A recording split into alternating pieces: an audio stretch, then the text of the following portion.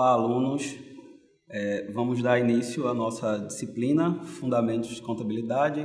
Eu sou o professor de vocês, professor Roger Marinho. Geralmente, quando a gente pensa em contabilidade, a gente sempre acredita que vai ser uma disciplina mais difícil, uma disciplina que vai ter muito cálculo, mas não é nada disso, tá? Não precisa se espantar.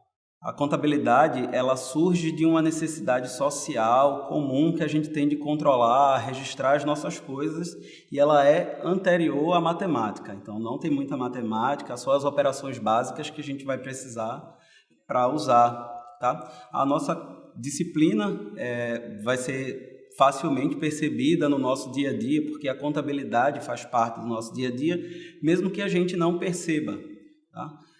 Por exemplo, quando a gente vai lá no nosso vizinho comprar alguma coisa e deixa lá no fiado e ele faz aquela anotaçãozinha no caderno, aquele caderninho de fiado, a gente está falando de contabilidade.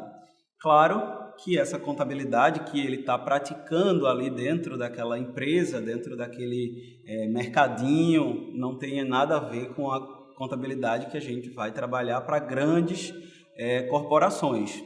Okay?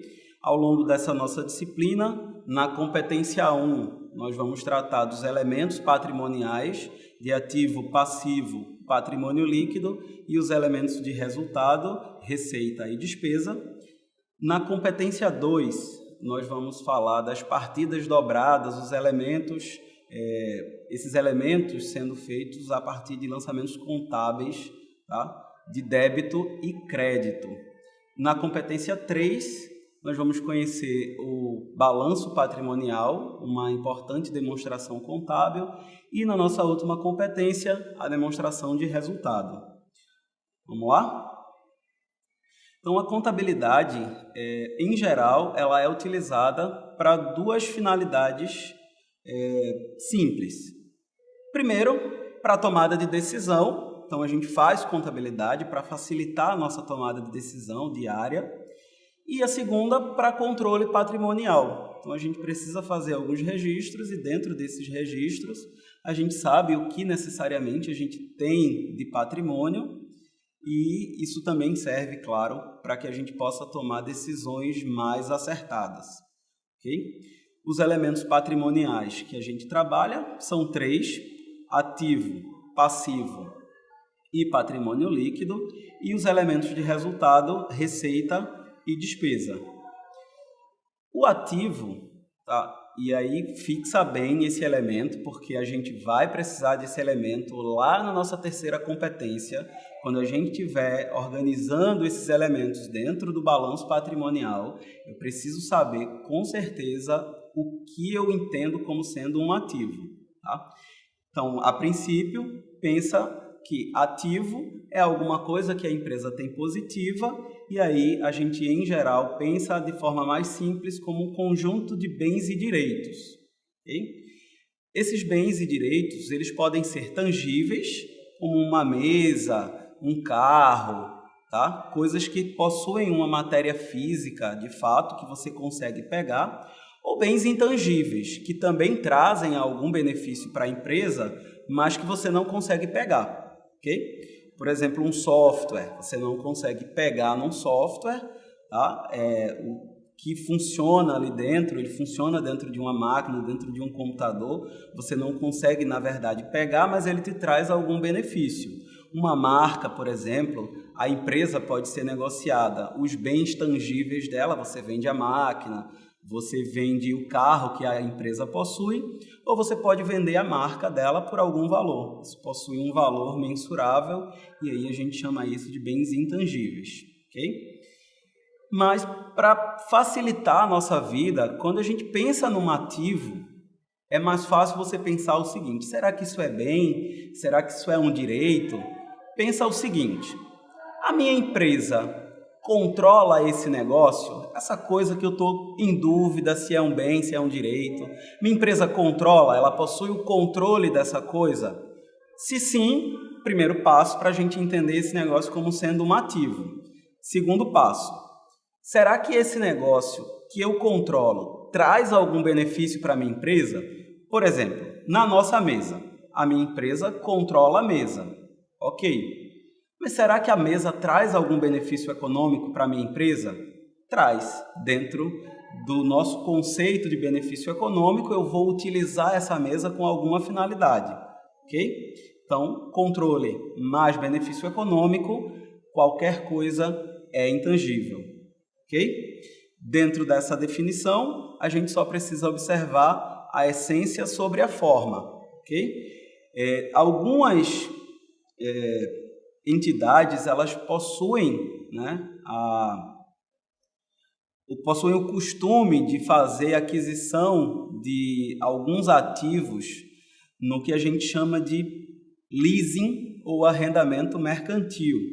Okay? Quando a gente trata do arrendamento mercantil ou do leasing, a empresa escolhe o bem, esse bem vem para a empresa e aí a empresa passa a controlar esse bem, a empresa possui todos os benefícios econômicos provenientes desse bem, mas em forma jurídica, esse bem não é da empresa, ele é, na verdade, da arrendadora, que é quem forneceu esse bem para a empresa. A nossa empresa mantém o controle e mantém os benefícios econômicos desse ativo, então ele entra para a nossa empresa como sendo ativo da empresa, embora em contrato jurídico ele, na verdade, seja de uma outra entidade.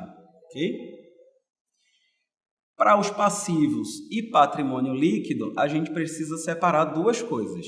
Passivo, a gente está tratando das obrigações da empresa, que podem ser exigíveis quando a gente tem obrigações com terceiros que não fazem parte da nossa entidade, um banco, um fornecedor de matéria-prima, ok? Então, são pessoas terceiras à empresa que não fazem parte do negócio, mas que de alguma forma fornecem recursos para a empresa, ok?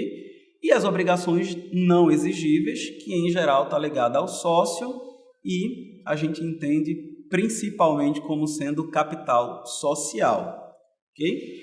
Quando a gente pensa num passivo, além da questão da obrigação, tá? A gente precisa observar que no futuro essa obrigação, para que ela seja cumprida, ela vai gerar uma redução de benefício econômico.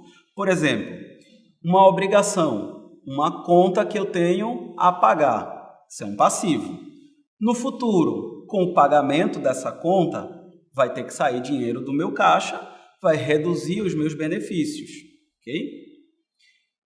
Essa é a parte do passivo que a gente chama de passivo exigível. Na segunda parte do passivo, que a gente observa o patrimônio líquido, a gente pensa nesse patrimônio líquido como sendo o valor residual, ou seja, o que de fato fica para a empresa no final. Quando a gente tira de todos os ativos e todos os recursos que vão gerar benefício econômico, todos os passivos, ou seja, ativo menos passivo, patrimônio líquido.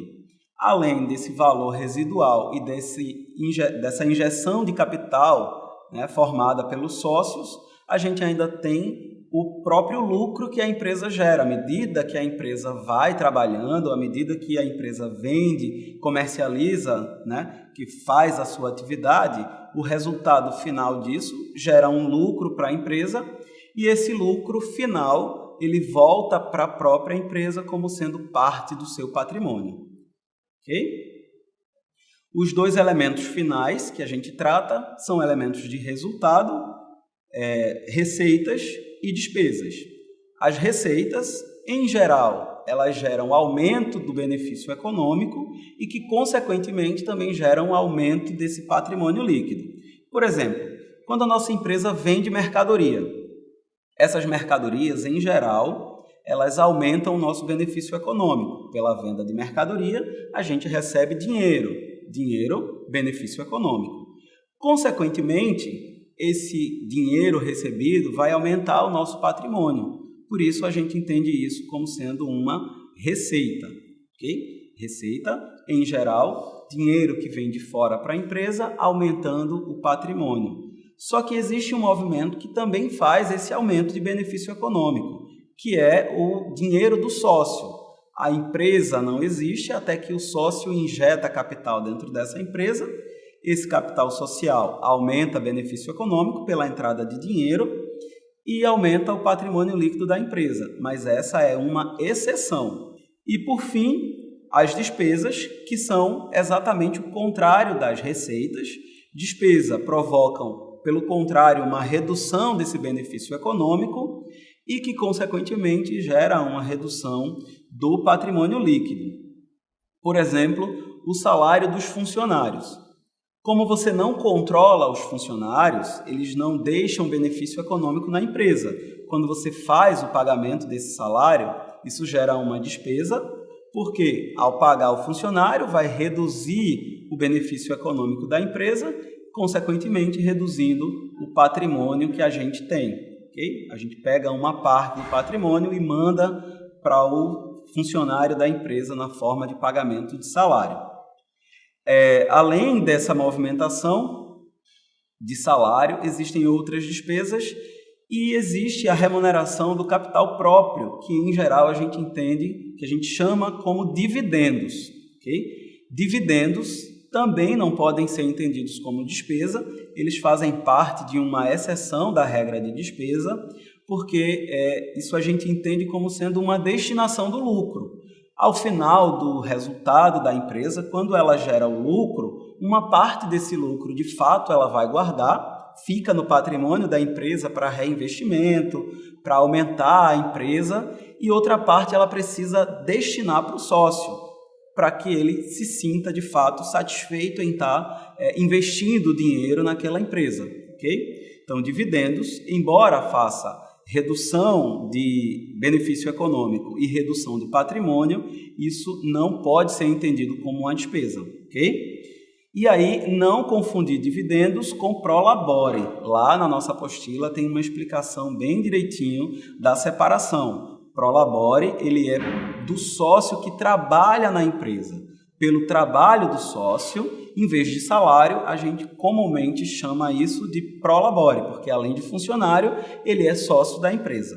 Okay? Os dividendos não é por trabalhar na empresa, é por ter investido nela. Okay? Nas próximas competências, vamos dar uma avançada no nosso conhecimento. Até lá!